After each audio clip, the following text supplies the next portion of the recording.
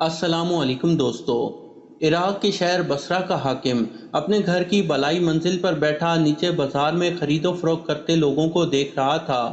اس کے چہرے پر اطمینان جھلک رہا تھا کہ رعایا خوشحال ہے اور شہر میں امن و امان کی صورتحال بہترین ہے۔ اس کے ملازم رات کو شہر کی گلی کوچوں میں پھیل جاتے اور لوگوں کے حالات معلوم کر کے اسے آگاہ کرتے اور وہ ضرورت کے مطابق لوگوں کی مدد کر دیا کرتا تھا۔ رعایا کی خدمت کا یہی طریقہ تھا جو اس کو اپنے بزرگوں سے وراثت میں ملا تھا۔ اچانک حاکم شہر کی نظر بازار میں ایک عورت پر پڑی جو اونچی آواز میں صدا لگا رہی تھی کہ ہے کوئی نیک شخص جو میرے بچوں کو کھانا کھلا دے اور بدلے میں مجھ سے بدکاری کر لے۔ حاکم شہر اس عورت کی دردناک فریاد سن کر کانپ کر رہ گیا اور دربان سے کہا کہ اس عورت کو فوراً میرے سامنے پیش کرو۔ میں جاننا چاہتا ہوں کہ وہ سرعام ایسا کیوں کہہ رہی ہے۔ چنانچہ دربان گیا اور اس عورت کو حاکم شہر کے سامنے پیش کر دیا۔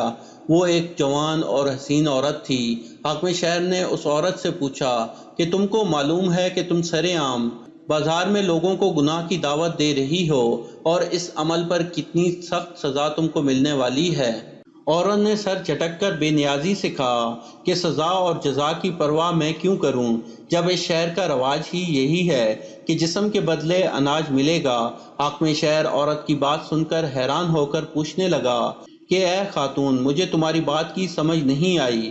میں شہر کا حاکم ہوں، میرے پاس آرام سے بیٹھو اور مجھے پوری بات بتاؤ کہ تم ایسا کیوں کہہ رہی ہو، جبکہ ہمارے نظام میں ایسی کوئی خرابی نہیں کہ شہر میں لوگ بھوکے سوئیں یا ان کو اناج لینے کے لیے اپنا جسم بیچنا پڑے۔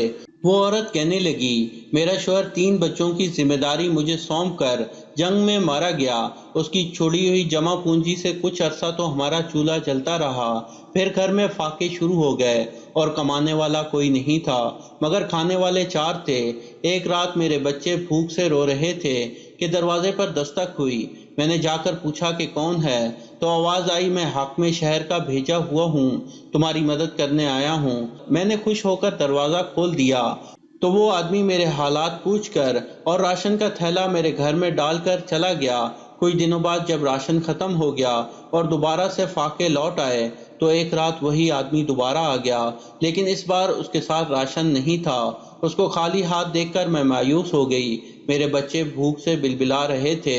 وہ آدمی کہنے لگا کہ اگر تم میرے ساتھ بدکاری کرو گی تو میں ساری زندگی تم کو راشن دیتا رہوں گا اور تیرے بچوں کا خرچ میرے ذمہ ہوگا۔ لیکن میں نے اس آدمی کو بے عزت کر کے گھر سے نکال دیا۔ میں نے کہا کہ مجھے ایسے سہارے کی ضرورت نہیں جس میں مجھے اپنی عزت کا سودا کرنا پڑے۔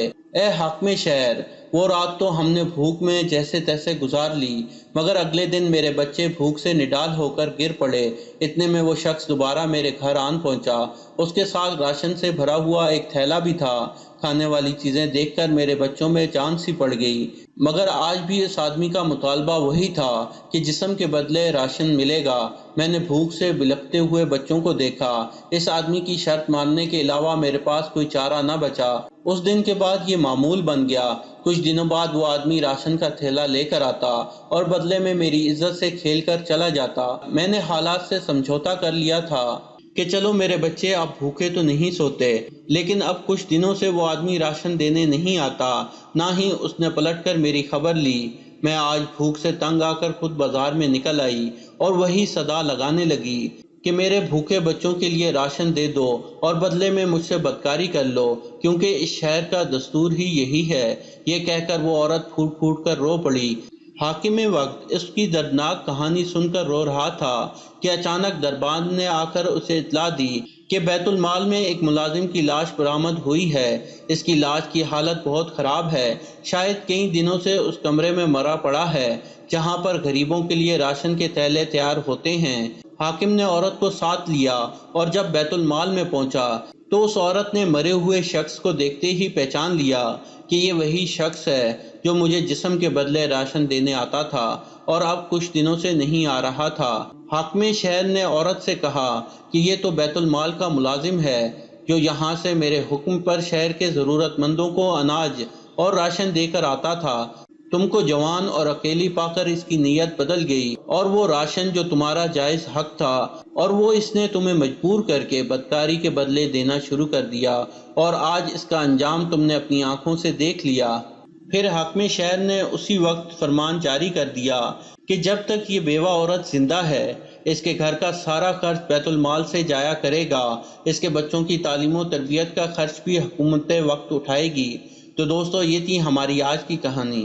پسند آنے کی صورت میں لائک کریں اور اپنے دوستوں کے ساتھ شیئر کریں، اور مزید ایسی کہانیوں کے لیے ہمارے اس چینل کو سبسکرائب کرتے ہوئے ساتھ موجود گھنٹی کا بٹن بھی دبا دیں۔ شکریہ۔